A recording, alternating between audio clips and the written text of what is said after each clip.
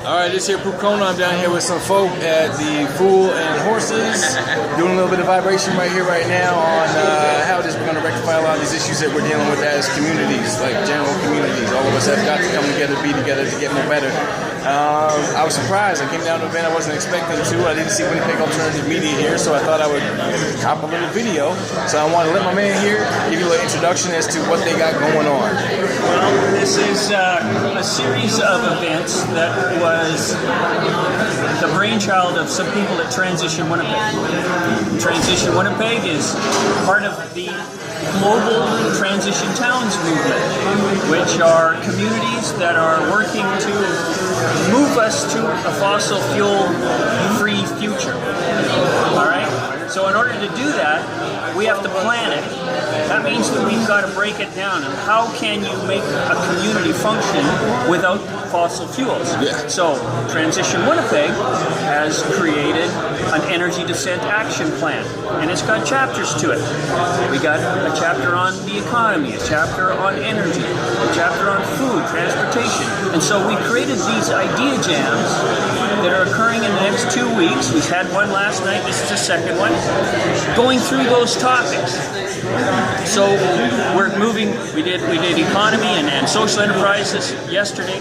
We had a fellow from Portland join us by Skype. Today we had local folks here talking about energy. On Friday we're going to talk about food. Next week we move to transportation on Thursday.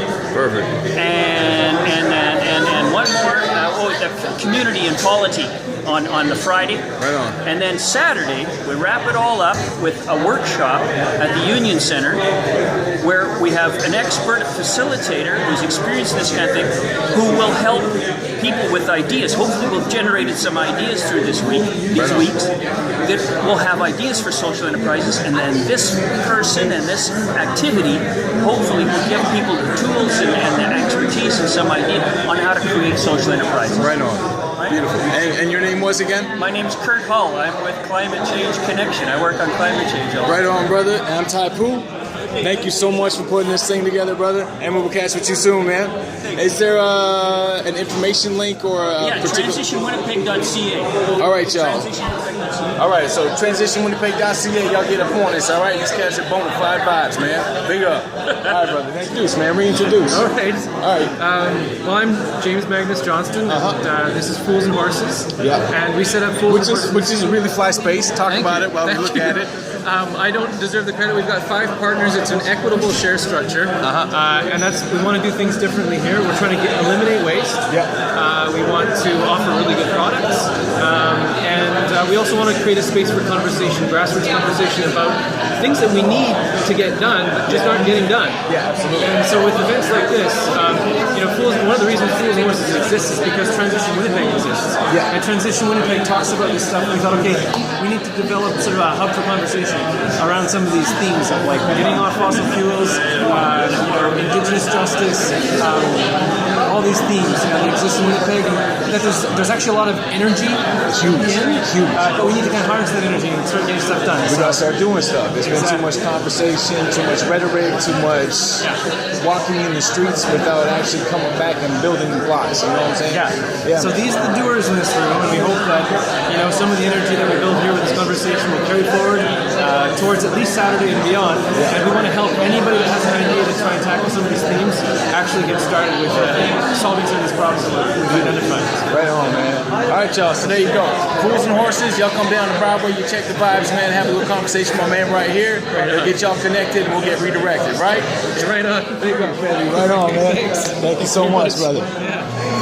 All right, so here we are still at Fools and Horses. We're inside some jazzy vibes right now. Beautiful atmosphere, environment. The most important thing, though, right now, my homeboy right here. My new bro. I'm saying, sharing the science on it. You're with Build? I work at the Social Enterprise Center. Okay. Build is one of the social enterprises that's there. And then we've got Aki.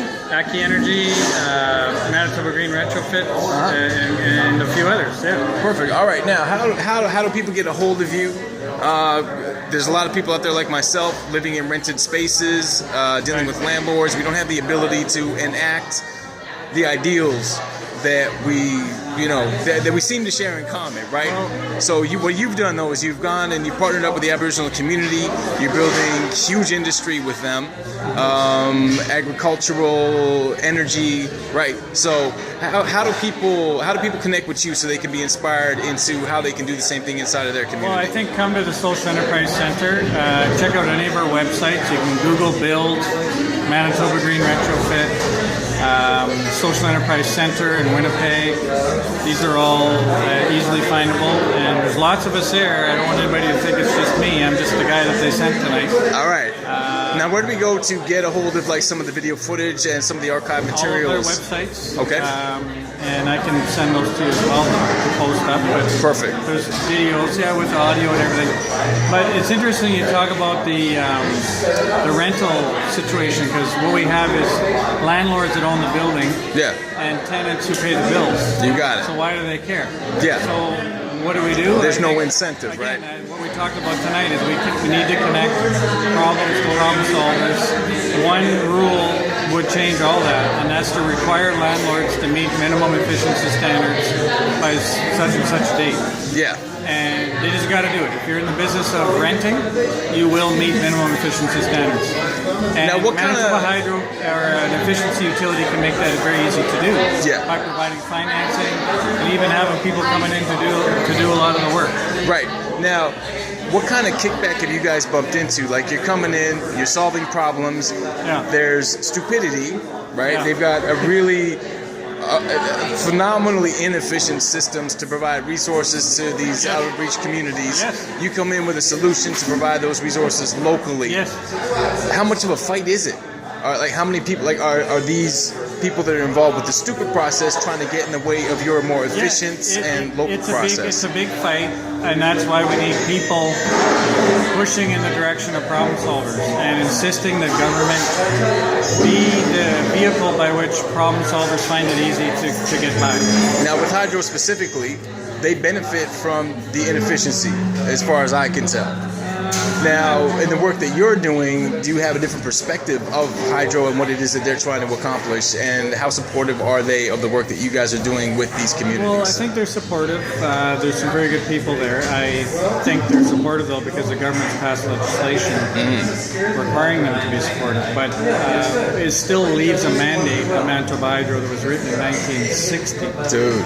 At a time when climate change wasn't the problem, renewable energy poverty, none of these things were on the radar screen. So we need to rethink Manitoba Hydro. Absolutely. And the book I've written is free on the internet. Oh, do you have a copy of that book? I wanted to share that with them real quick too. It looks like this. There we go. And at buildinc.ca, it's free. And this is a strategy to allow the Aboriginal community access to the labor market through geothermal, solar thermal. There we go. There's my man right there, Energy efficiency. There we go. That's a couple of years ago. I had more hair than things like we can get social enterprises insulating the 50,000 houses in Manitoba where low-income people live, where they would enjoy lower utility bills. That's pretty exciting to me. Absolutely. And all we need is institutional change, and I think that's what we need to start focusing on. Canadians are ready. They've been ready for a long time. Absolutely. They're worried about climate change. Yeah, totally. But, Manitoba Hydro, every day that goes by, they hook up another 30 houses to the natural gas system. You got it. So we got to stop doing that. Yeah, absolutely. And we got geothermal, we got ground source heat pumps, we got renewable electricity, we got all kinds of options that are much more preferable to using more fossil fuels and sending more money to other jurisdictions. Dude, I'm saying, man, and like way far away jurisdictions, right? It's not even like national; it's international. It's all right. So here we go. We got a cat here. He's optimistic. I'm glad to meet you tonight. It's fantastic. Right on, brother. Thank you. Y'all check the connect. Let's get this thing in full effect. All right. Awesome. Yeah. Right on. Okay, so you.